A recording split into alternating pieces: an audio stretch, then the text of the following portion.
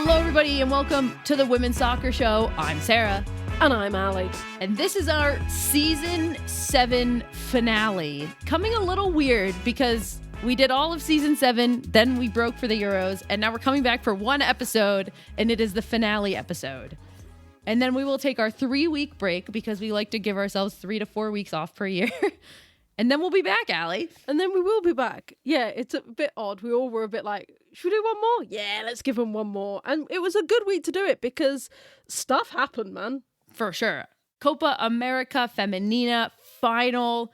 That's our game of the week, obviously. And also the NWSL kicked off. So that's on the docket. Plus some of the highlights of things that we've missed while we were focused on the Euros that happened in the world of women's soccer. So after this week, we will be taking a couple of weeks off. We will then be dropping an episode on the 3rd of September to preview the WSL, which kicks back off this weekend of the 6th and the 7th. All right, let's get into it. We're going to kick it off, of course, with the Copa América Femenina Final. It was truly one for the ages. I'm going to say, if you haven't seen this game, even if you know the score, go watch this game. So you can listen to the podcast because there will be spoilers. It won't ruin the game. It was so much fun. In the end, Brazil won on penalty kicks. It was 4-4 at the end of extra time, and then Brazil won 5-4 on pens.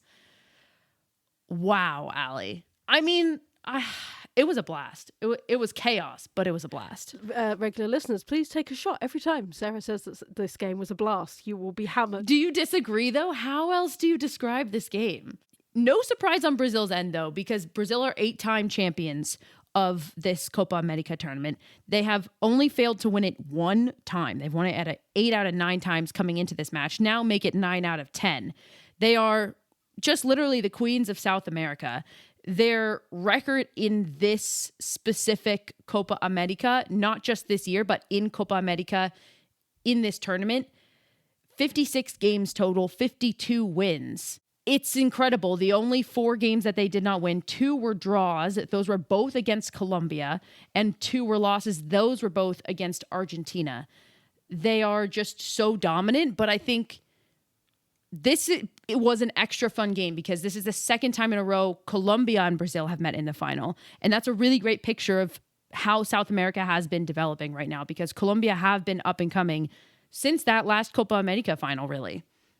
Yeah, no, 100%. And I thought Colombia were a really good test for Brazil this time round. It definitely, you're seeing them get better and better each tournament. And I did think they were going to nick it, but then they didn't have what Brazil had, which was Marta.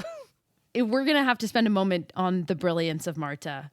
But let's start with Colombia, because you said that they, gave Brazil quite the test. I think I agree. They almost did nick it. They more than gave Brazil a test.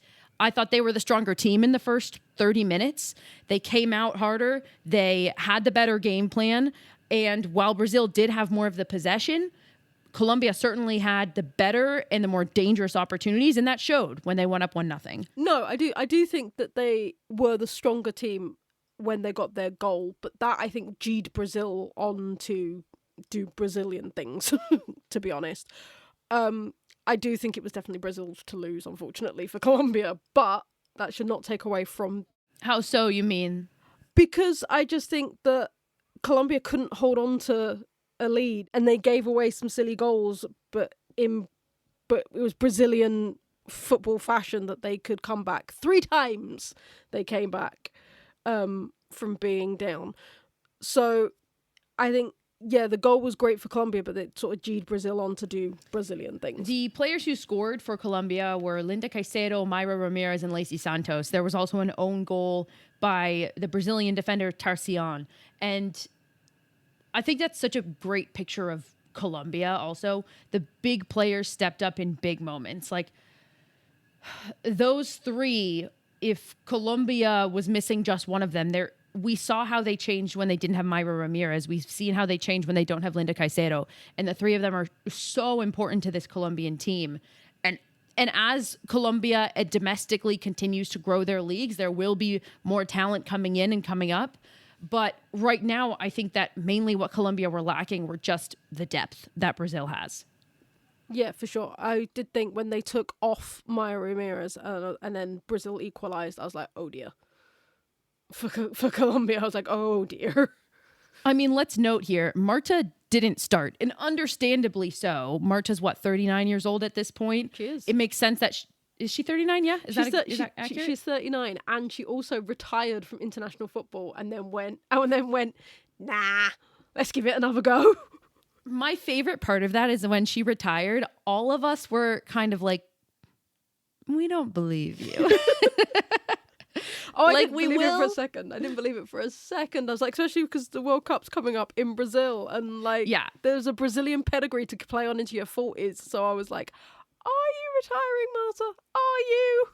I can't remember timeline-wise if she retired and then it got announced that the World Cup would be in Brazil or vice versa.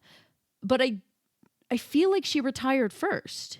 Yeah, and as soon as it got announced, we were all like, Marta, we know what's going to happen. And at that point, it was really just up to Arthur Elias if he wanted to continue to bring Marta in, because I think it does need to be spoken about, a reminder to everybody about Brazil. Pia Sundhagen actually was the head coach of Brazil, got fired after they didn't make it out of the group stages in the World Cup. Arthur Elias took over. He was one of the most successful coaches in the domestic women's game in Brazil. He coached the Corinthians. And when he took over, it felt almost like an overhaul because it was almost controversial in the way he did it. He didn't call some of the really big names into camp from the NWSL, and instead he called in a lot of Corinthian players that he knew well. And we didn't know how that was going to impact Brazil going into the Olympics. Turns out really, really well. They made it all the way to the final. They got second place. They lost to the US. And so we didn't know how it would impact Marta, but I'm happy to see that. I mean, she knows how to play this role well. The coming off the bench, the leader, still an impact player. And what a moment that was. I mean, should we just talk about that moment, that goal she scored in the 96th minute? We were talking about Colombia, and then we've just moved. Well, we'll come back to the Colombia. Let's stay on Marta for a second, because that's the clip everybody's seen. If you haven't seen the game, you've still seen that Marta goal, which, by the way, was a golazo. Yeah, no, both of them, to be fair, were phenomenal goals, and Marta doing Marta things, like absolutely smashed home that one to make it 4-3. And you saw what it meant. You saw what it meant to the bench when they were all jumping up, and yeah, it was something phenomenal. Do you want to go back to Colombia? I do want to go back to Colombia just briefly, because I do want to talk about Santos, because I thought Santos was you talk about her being one of the three. I thought she, for me, was the standout Colombian. She was so good on and off the ball. The free kick to make it 4-4, to take it to penalties, was just stunning. Like an absolute stunner of a free kick. She plays for Washington Spirit, and it was just, yeah, for me, she was the standout Colombian player and was just absolutely everything. Yeah, she's huge for them in the midfield. She holds down the midfield. I couldn't agree more. I was worried about Colombia coming into this game because Colombia and Argentina went all the way through extra time and into penalty kicks in the semifinals.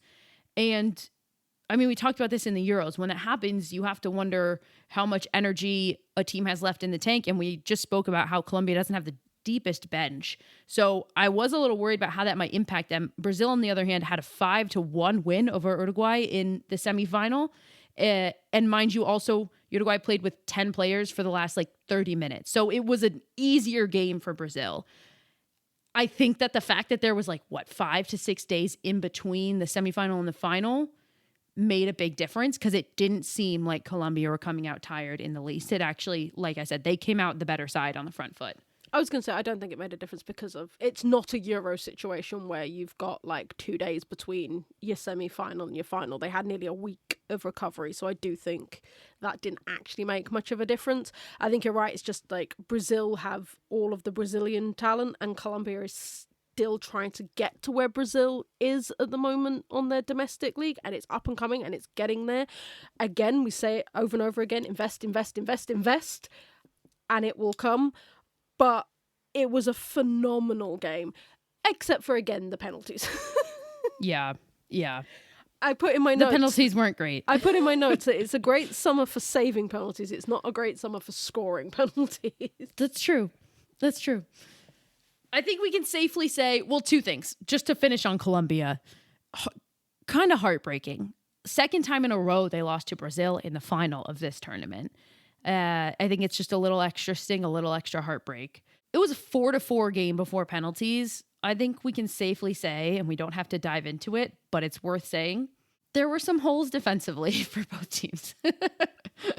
Can we talk about the own goal briefly? Just because I don't... that was heartbreaking. I don't want to be mean. However, the back pass, like, again, the lack of communication, I think is what you can say about this both sides defensively, is there was a huge lack of communication between their goalkeepers and their defenders, and it is personified and summed up by that own goal, because what a poor back pass for the keeper to then do nothing with. It felt like it went slow motion. Yeah, I agree with what you're saying specifically about there being a lack of communication between the back line and the goalkeepers. Because sometimes when we talk about holes in the defense, we just talk about the back line. But specifically, I think for both teams, it was between the back line and the goalkeeper, like that lack of communication. The goalkeeping, there was also something to say about that. But I felt for Tarcion, I mean, she had a couple of goal-saving tackles as well. So for her to be the one that puts the ball in the back of the net for an own goal is pretty tough. But yeah, it was very clearly just a miscommunication between the two. This game had an attendance of 23,798 ticketed fans. For those of you who don't remember, this tournament is just CONMEBOL. So CONCACAF encompasses North and Central America. This is just South America. And for the first time ever, this tournament no longer doubles as World Cup qualifying. There will be a separate qualifying tournament that starts in October, which we're very excited now to see, that will determine who makes the World Cup. Obviously, Brazil will, because they are hosts, but I'll be curious then to see, even if Brazil kind of like win that playoff, that tournament, who else makes it. Why are you smiling? Because you always make me laugh when you go, we are very excited. I'm like, who is this collective we? You and me. Speaking for the both of us. Do you not agree? I'm just, again, we've talked about game management and workload for players. I'm like, do we really need a separate tournament? Yeah, I mean, that's fair. That's more what I'm like, yes to the more football. Like, I'm conflicted. It's the angel and devil, because I'm like, yes, more football and more South American football. I'm so excited for that. But then I'm also like, so many of these players play their football outside of South America, which means there's so much more travel. There's so much more, like, pressure on those players, because, like... It also is going to impact the NWSL if it's in October, for the record, because that's at NWSL playoffs. And the WSL. Forget about the WSL. I'm talking about the... Just kidding. No, but it's going to affect everything, because obviously, Ramirez is a key part of Chelsea. You've got Pavi at West Ham. You've got Caicedo, who's at Real. You've got, like... You just mentioned Lacey Santos of Washington Spirit. Of the Spirit. Yep. So, like, yeah, part of me is just like, yes, more football, but the travel and the wear and the tear and the... However, then on the flip side of it, you keep saying that you want tournaments that don't mean anything so that players can get minutes. True.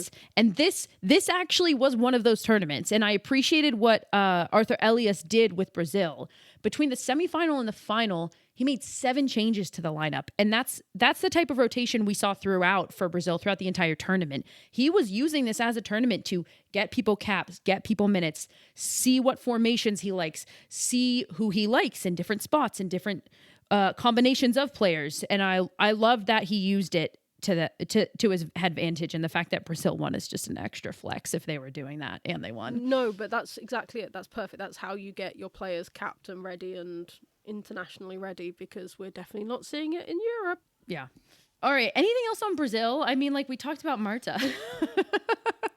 I mean, their goalkeeper saved 2 pens in the shootout to make it, because it wasn't just misses, and me and Amy talked about it in the last episode. It's a big bugbear of us to be like, a player missed, no, a goalkeeper saved it. So I just wanted to give Brazil's keeper the props, because she saved 2 of Colombia's penalties for it to be 5-4. Lorena actually missed the semifinal because of a red card that she got in the previous round against Colombia, I think, if I'm remembering this correctly. Hang on, I think I'm remembering this correctly. Yes, it was in the first round when Brazil were playing Colombia.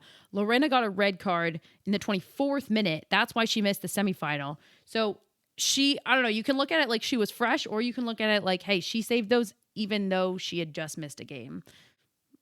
The defense has never been quite the issue for Colombia.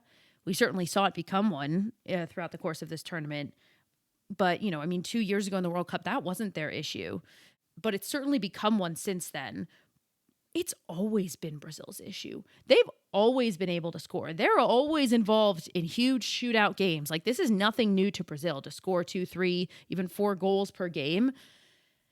And the real question is, like, when is Brazil going to learn how to lock down that back line? Because they play a wonderful Brazilian flair, but they forget to play defense sometimes when they're so focused on that. And in a major tournament, that will come back and bite them. And I would love to see them do well in the World Cup in 2 years in their home country, but they're only going to make it so far if they can't figure out what the defense looks like. I don't want to end it on a negative note.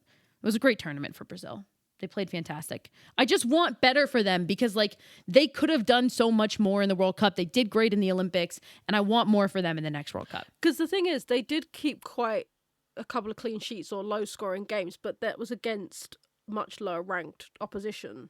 We saw what happened when they came up against opposition that is of a similar ranking and aptitude, which is Colombia in this final. Because, they did win, like, 4-1 against Paraguay, 5-1 against Uruguay, 6-0 against Bolivia. But how much investment are these nations putting into their women's team? Not very much. So they will come unstuck. And they did come unstuck against a team that is of an equivalent. Yeah, I would agree. I mean, I'm looking at their results, and they obviously, as you just said, they had a shutout against Bolivia and a clean sheet also against Venezuela.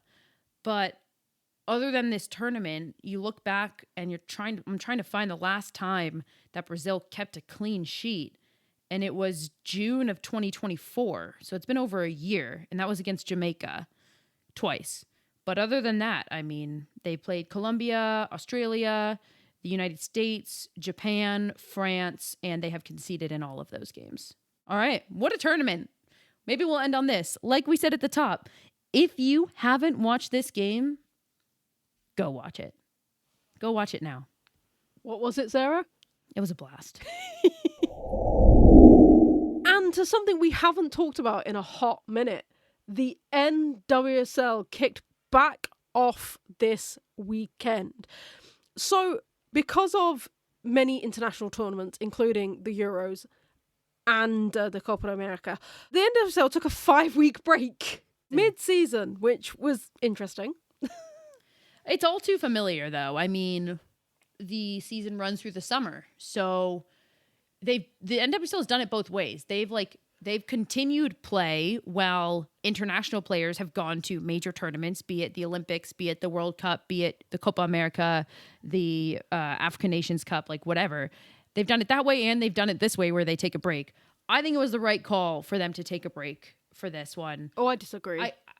I hate it because it's so like stop-start, and this past weekend really did feel like preseason. Like it wasn't the same. Exactly. But you would rather it keep going? Yeah, because this is not like the WSL or other leagues where you have so many international players. Because each team can only have, 2? 3? We have a ton of international players. What now? Because it used to be you could only have so many spots, though. But that was only specific to U.S. women's national team players. I think that whole thing has just been thrown out the window.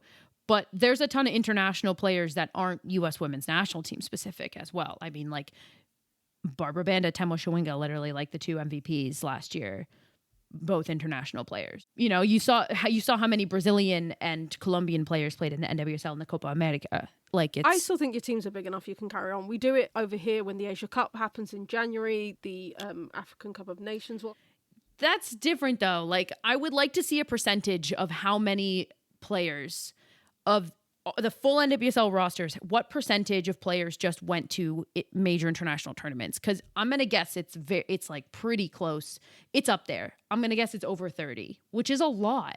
And that's also not fair. Other players have spoken out who didn't go to major tournaments and were forced to stay in playing games. And they've said that they don't like it either for many reasons, including like it's more wear and tear on their bodies and it messes with the team dynamics.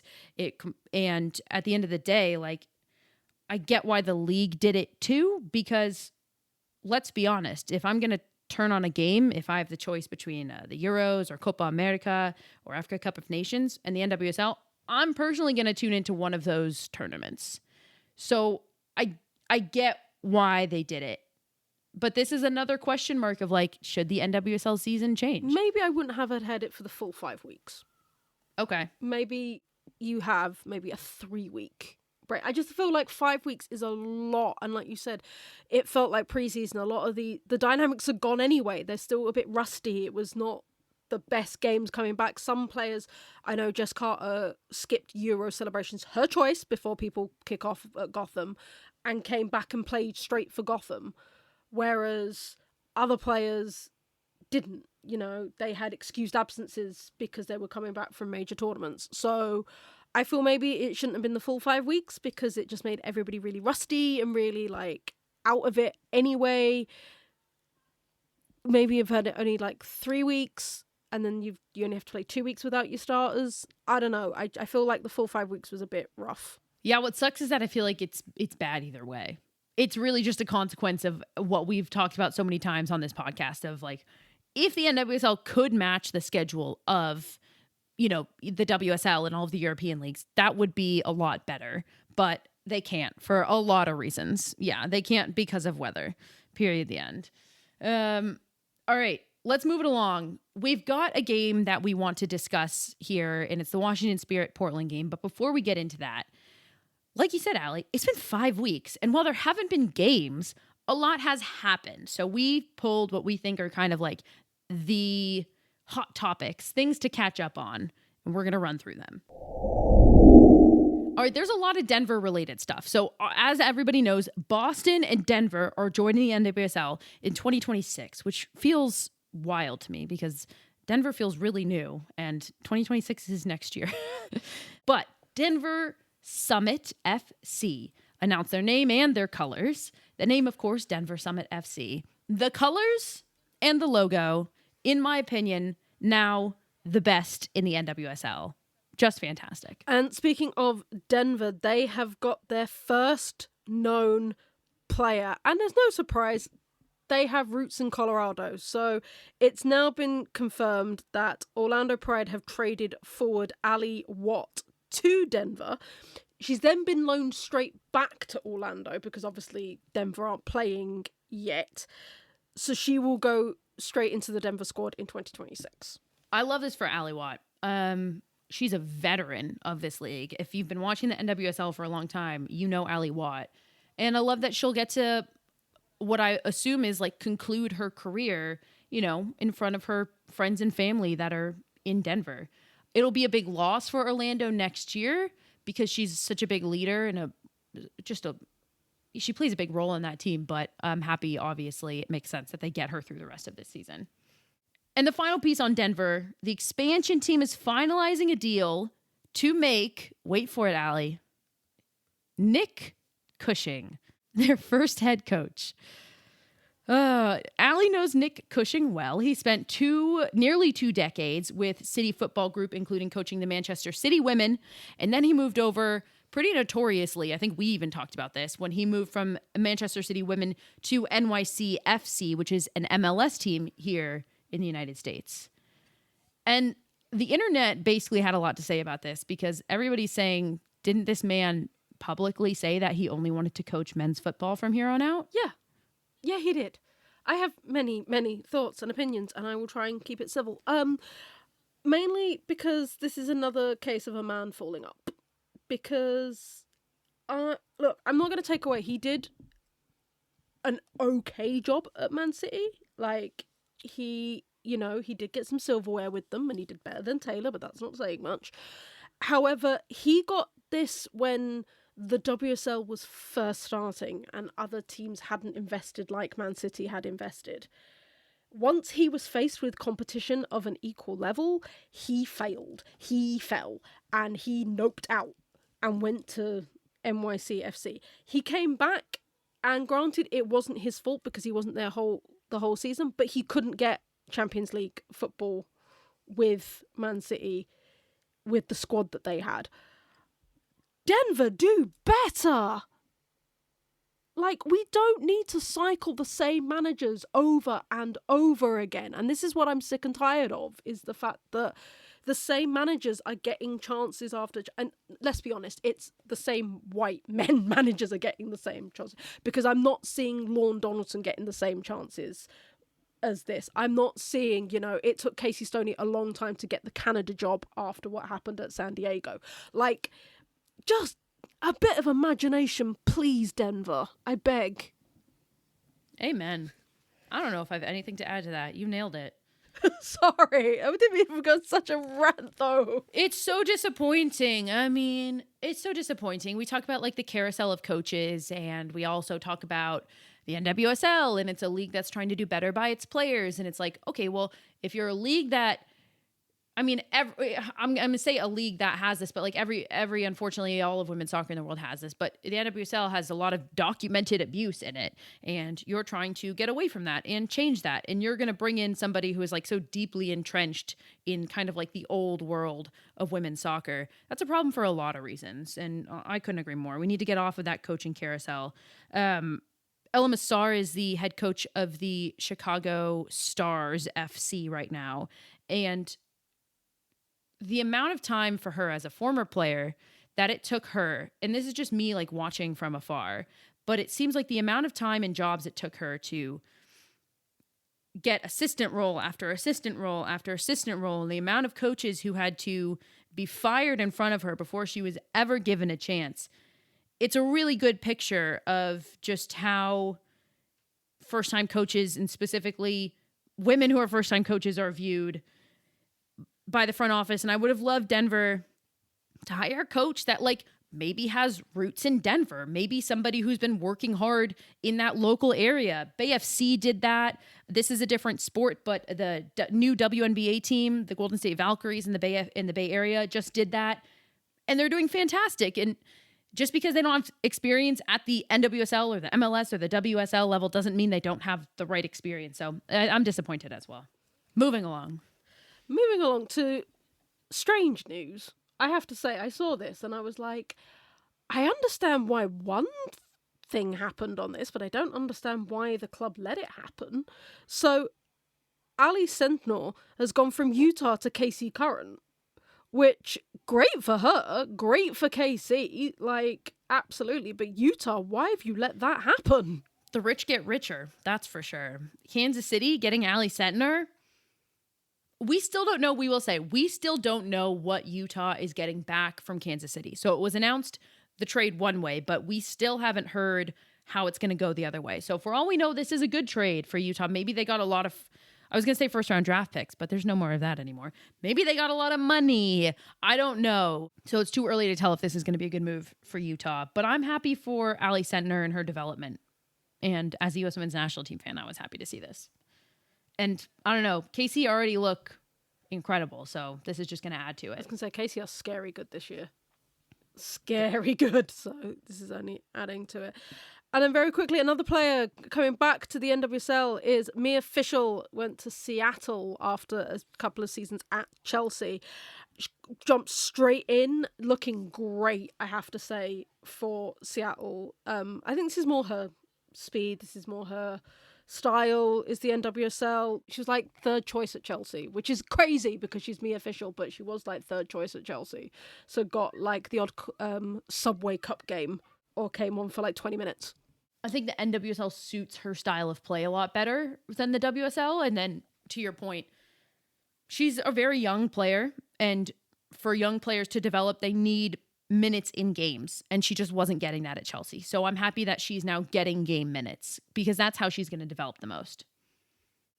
The next point is something to celebrate for Chicago, because Chicago doesn't have a ton to celebrate this season, unfortunately, but this is a win because this week marked the return of Alyssa Nair, who was removed from the 45-day injury list ahead of Friday's game against Gotham, and she started. And Chicago drew with Gotham. Yay, Chicago. You got some points on the board. The next one isn't NWSL specific, but it's news and I feel the need to include And it. I've just realised something. It's taken me a minute on this one. So, do you want to do it? You go for it. You seem like you've got something to say. Because I've just realised. So, Beth Priestman has been announced as the Wellington Phoenix new coach. Yeah, which is a club in New Zealand. Yeah, which is the team that Canada was spying on. Yeah. Well, one of the teams, but that's the one that like broke the story. Yeah, and like there was whole articles in like the Argus in New Zealand about how awful she was and how terrible this was and all this. And she said she didn't feel safe in Canada, so she's moved to New Zealand. I know. It is super ironic. The irony is just really hitting us in the face. Oh, good Lord. I'm surprised she got another job, to be honest. I'm not surprised she got another job. I'm surprised she got another job so quickly. I thought she was going to have to be out of work for a while and then slowly make her way back in. But hey, I'm happy for anybody who gets work. At the end of the day, obviously, she's going to be the one that's most blamed. But we know that many, many, many people were involved in this. Yeah, I don't know. I'm not trying to say she wasn't or that's not her fault. But all right, next piece of news. Not really news, but Jessica Berman is the commissioner of the NWSL, and she has not just hinted, a little more than hinted, that she would like the NWSL eventually to become a 32-team league. That is her goal. She's recently said that she's focused on another league as her comparative benchmark, the NFL, the National American Football League here, which has 32 teams, 2 conferences, multiple divisions. I think this is a terrible idea, and unless we're talking about building like literally different, a pyramid. Yeah, let's build divisions. I love the ambition. I just think it's a terrible idea. You're already seeing teams on the verge of collapse, and it's, it takes a lot. So I'm like, maybe strengthen the league you've already got. Yeah, either that or just slower. That's fine. Yeah. It can become that, but slower. I think there's a lot of people that feel that the NWSL is growing too quickly, and I think that might be accurate. You do seem to be adding teams at like breakneck speed, which I'm like, maybe slow that down a little.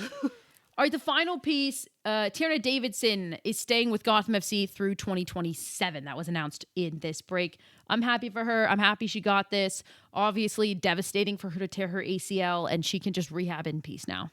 And then to close it out, we do have a mini NWSL game of the week, which was the Washington Spirit versus Portland Thorns. I think we mainly want to highlight it because of guess who's back again. Trinity Rodman. And she certainly made it known that she was back again. She started, this was after 4 months. 4 months ago, she was carried off of the field in a wheelchair, I think, if my memory serves me correctly. And now she's back. She's in the starting lineup. I thought Washington were absolutely the better side in this game. I was very shocked that Portland were able to even equalize it at one point, which they did, to make it 1-1. But Trinity Rodman, with a 92nd minute winner, gives Washington Spirit the victory. And then if anybody was watching on the postgame, she was being interviewed and she just simply couldn't help but break down. And she got really emotional about it. And it was clear just, how tough it's been and how much it meant to her to be back. And it was a really beautiful moment. And I know the league I'm so happy to have her back. The league is happy to have her back. I was happy to see Washington starting to refine their form. They're a team that I think we expected them to be contending more with Kansas City. I mean, we expected that of Orlando too. And it's not like Washington aren't doing well. They're sitting in 3rd place right now. But again, plagued a little bit by injuries. And they were able this time to kind of skid through and get some results here and there, even throughout the injuries. But listen, you've got Corey Bethune back, who was the Rookie of the Year last year. She was out for a long time. She's back from injury this year. And I thought she's been incredible this season. She looked great in this game. I just want to see her on the ball more. I think good things will happen for Washington now that Trinity's back if Corey Bethune gets on the ball more. I just think that's quite simply, she's just literally not able to find the ball enough. And that might be a credit to opposing defenses. And then I also want to shout out because Kouassi, who is from the Ivory Coast, who plays on that left wing, wow. Just wow. What an element she really adds to this Washington Spirit offense. She adds so much length, and the balls she was able to track down and the players she was able to find once she did track those balls down, the passes she was able to make, absolutely incredible. I think what we're finding in this league is that, I'm sorry if I'm monologuing, it's just one thought to the next. What we're finding in this league is that because it is transitional, that's not a surprise, but because it is transitional, teams that have a player that can stretch the field really well are succeeding more. And that's what Kouassi does for Washington Spirit. And I want to give her a shout out because I don't think she gets enough of the credit. Not much to say about Portland. It's been a tough year for Portland. Poor Portland. We did call it out though in our preseason that they're doing better than I thought they were going to do, but that doesn't say much. Yeah, I mean, I just said like teams that can stretch a field do well in this league, and they're missing Sophia Smith. So that's pretty tough. I think that they've been able to shoulder the burden pretty well. Olivia Moultrie has certainly stepped up and scored quite a few goals. And when you have the midfield that they have of Sugita and Coffey and Fleming as your midfield three, it certainly helps. That's for sure. But I think that inconsistent goal scoring with Portland has plagued them. I can't believe we've missed out the most important thing that happened in the NWSL this weekend. Uh-oh. I can't believe we've missed out, which was the Corgi race at Bay FC. I have to bring this up because all of the British followers we have all tagged me in it and was like, what is this? And I'm like, I have no idea, but I will bring it up with my Bay Area correspondent. And do we want to bring this to the UK? I think you should. I mean, who doesn't love that? It's not like a thing that we do here. It's not like, oh my God, did you go to that corgi race? No, it was a halftime. It was a halftime activity, but the thing is, it made me laugh. They were like the traditional corgi race. I was like, Bay's been a team for what, 3 years? How is this traditional? 2. This is the second year. The traditional corgi race. I love it. I love it so much. I mean, who doesn't? Can you imagine being at a game and being like, oh my God, I'm watching corgis race on a field? I mean, it's cool. It's glorious. It was better than the WNBA one I saw, which was babies crawling. That's a little rough. Court. But I had to bring it up because everybody was like, what is this? And I was like, I will ask my Bay Area correspondent. Who doesn't love a corgi? And whoever had the benefit of being in the back behind the corgis when they were racing to see their little butts go back and forth, you won. You just won. Best view in the house. And that is it for season 7. We will be back with the first episode of season 8, September 3rd, where we will be previewing the WSL, which will be kicking off on the 6th and 7th. And we will be covering the NWSL, of course, because you're leaning into the WSL of it. Listen. Yes. September is when everything really starts to hit the fan in the NWSL. So we'll be back in time to cover all of the end of the regular season and, of course, into the playoffs. I was going to say, and final of the NWSL. You should tune in just for me trying to explain the playoffs yet again to the British listeners. That's always fun. I think you got it last time. I think you did. You understood it, but on like a deep level, you didn't understand it, you know? You got how it worked, but you still disagreed with it. I still thought it was dumb. Yes. So tune in for that, if nothing else. All right. And for us here at the Women's Soccer Show, I've been Sarah.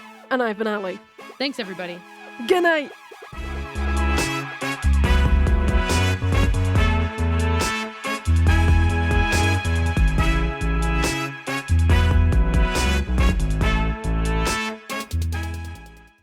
This podcast was edited by Monkey Hill Media.